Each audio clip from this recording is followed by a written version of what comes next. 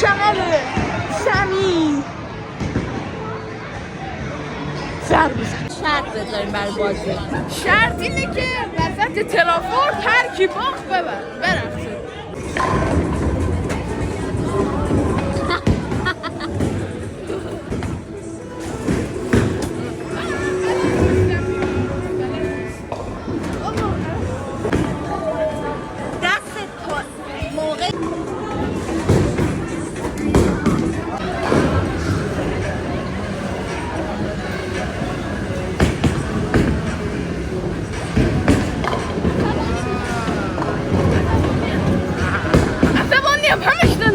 همش دارم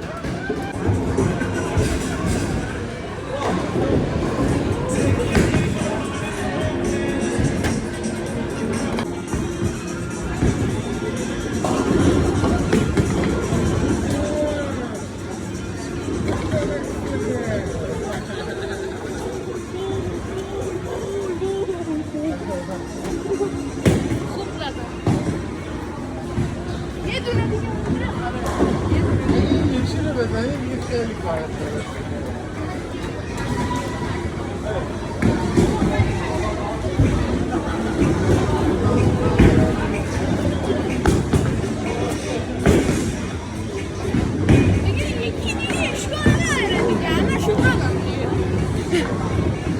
شلوغ من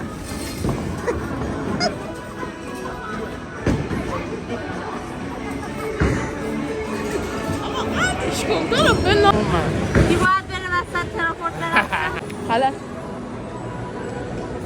نمیرقصیم. آقا من شکمم دلدردم خوب شده جی به خدا بوز دادم بلغم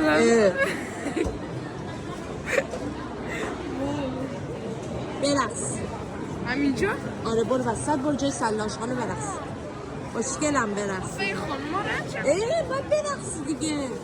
تو جمعیت باید برقصی. برو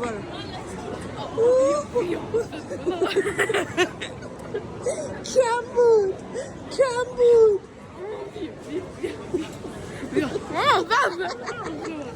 یکم دیگه بیا غیر اشکلی کدیم ماشالله قبول نیست ولی